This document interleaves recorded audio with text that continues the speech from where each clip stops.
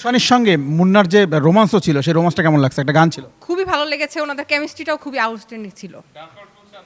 অবশ্যই চাই, সামনে আরো ভালো করুক, এটাই চাই। শুভকামনা রইল। আবি কয়বার বলছিল আই লাভ ইউ? না, এটা সিনেমা হলে বলে না, কিন্তু বাসায় ঠিকই বলে। আপা আপনি কত দিবেন? আমার কাছে খুবই ভালো লেগেছে এবং মনে হয়েছে মুভিটার প্রতি একটা মেসেজ আছে। আর নতুন নায়ক হিসেবে আসলে আমরা বারবার চাইবো যে উনি নতুন নতুন সিনেমা করুক, আমরা ওনার সিনেমা দেখতে আসতে চাই। অ্যাকশনে ভরপুর, এরকম অ্যাকশন সিনেমা এর আগে বাংলাদেশে এরকম দেখা যায়নি। ভালো একটি সিনেমা, আশা করি সবাই দেখবে। মুন্না খান মাল্টিমিডিয়াকে ধন্যবাদ, মোস্তাফিজুর রহমান মানিক স্যারকে। সমাজের সমসাময়িক একটা ক্রাইম স্টোরি নিয়ে আসলে গল্পটা করা হচ্ছে, যা আগে কোনো মুভিতে করা হয়নি। ভালো মেসেজ ছিল। মা বোনদের ছবিটা দেখা উচিত, কারণ তারা এই সিনেমাটা দেখলে আরও সচেতন হবে তাদের ছেলে মেয়েদের প্রতি।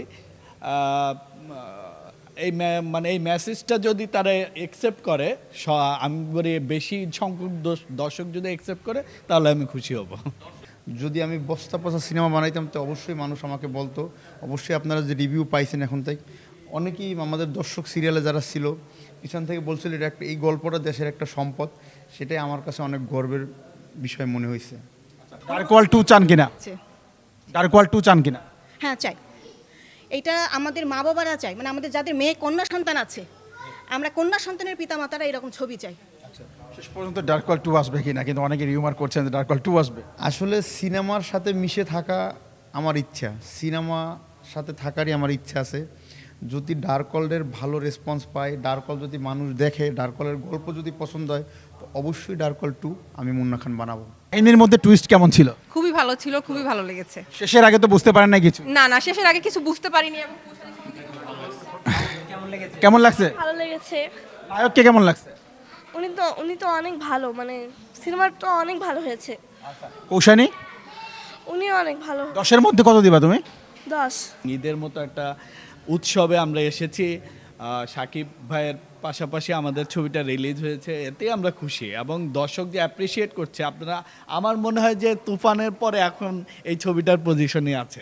মোস্তাফিজুর রহমান মানিক বলেছেন এটা এখন ঠিক ঈদের এই মুহূর্তে দ্বিতীয় স্থানে রয়েছে।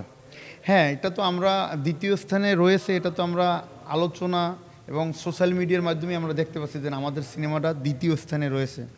এখন বাকিটা ডিপেন্ড করবে, আমরা ঈদের 2 দিন বা 3 দিন এটা আমরা কাউন্ট করি না যে সিনেমার বিষয়, সেটা একমাত্র সাকিবের সিনেমা দিয়ে মানুষ কাউন্ট করতে পারে। কিন্তু আর যতগুলো সিনেমা আছে, আমরা ঈদের 3 দিন পরে মানুষ সিনেমা যখন দেখা শুরু করে 2 দিন পরে, তখন আমরা মানে ভালো একটা ফলাফল পাবো, এটাই আমরা আশা করছি।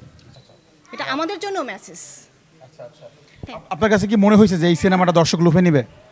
হ্যাঁ, আমার মনে হয় দর্শকদের প্রত্যেকেরই সিনেমাটা দেখা উচিত।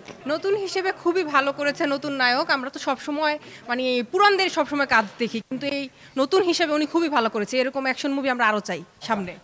আরিয়ান ভাই, নরাল এক্সপ্রেসের যে নিউজ প্রেজেন্টার আরিয়ান ভাই কিন্তু অনেক চেষ্টা করছে আপনার ভাবির একটা ইন্টারভিউ নেওয়ার জন্য, কিন্তু আপনার ভাবি দিব না, আর সেই ক্যামেরার সামনে আসতেও চায় না, নায়কের বউ হয়েই থাকতে চায়। আবি কয়বার বলছিল আই লাভ ইউ?